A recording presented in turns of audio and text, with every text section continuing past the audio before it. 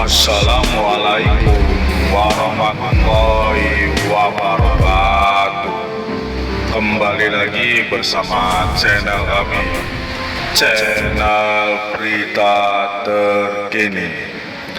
Nah teman-teman, kali ini channel berita terkini akan membahas tentang cara Pak Soeharto menguasai Angkatan Laut setelah Pak Soekarno tumbang, setelah Laksamana Raden Edi Marta Dinata wafat dalam kecelakaan helikopter di Puncak pada 6 Oktober 1966. Angkatan Laut kehilangan pimpinan tertingginya.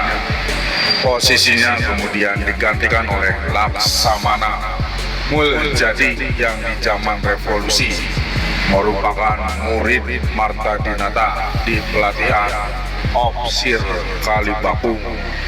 Selain Muljadi, murid Marta Dinata yang lain adalah Yos Sudarso, Darmo Prawiro, dan Sudomo.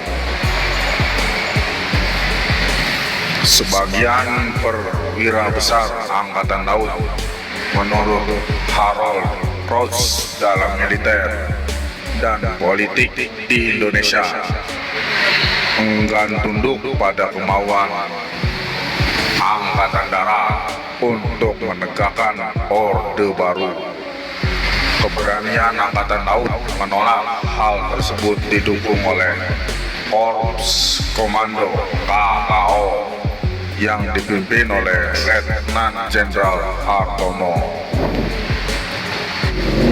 Muljadi menolak pembersihan sebanyak tuntutan Angkatan Darat.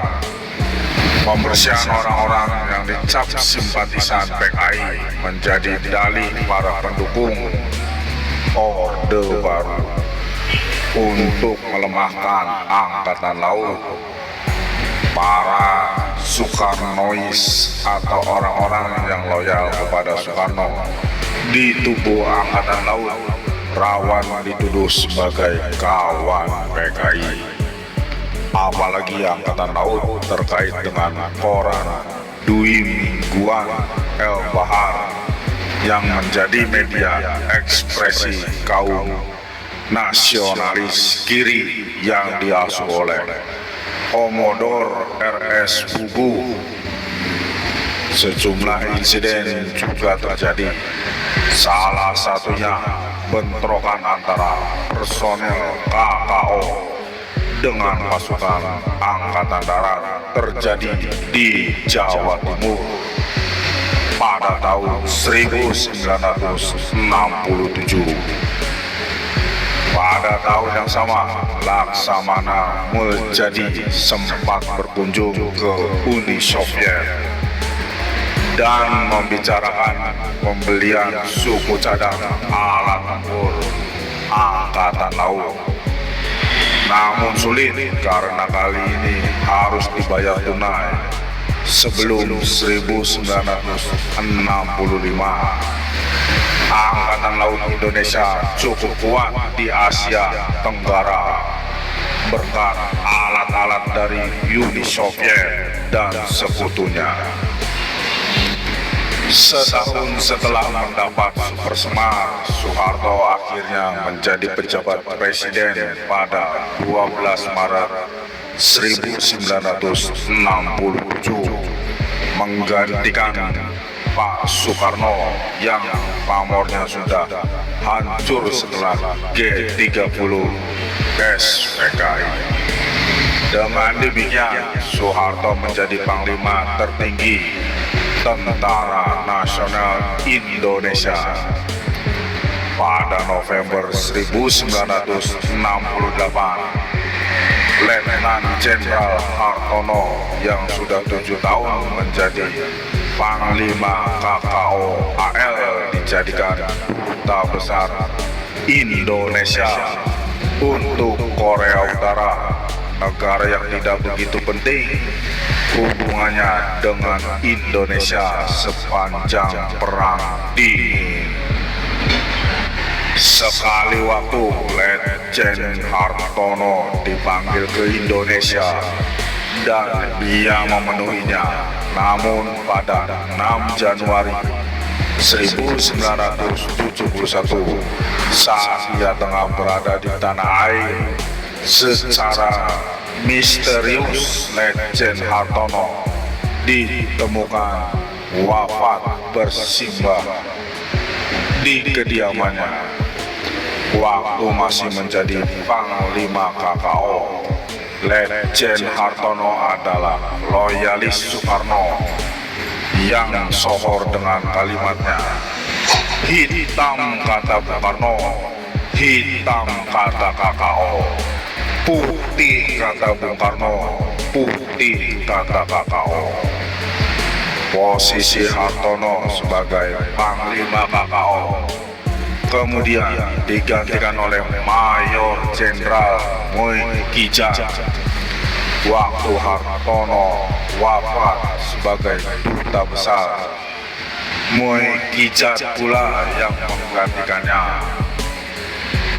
Setahun lebih setelah Hartono dijadikan duta besar, Laksamana Muljadi juga akhirnya menyusul dijadikan duta besar Indonesia untuk Uni Soviet.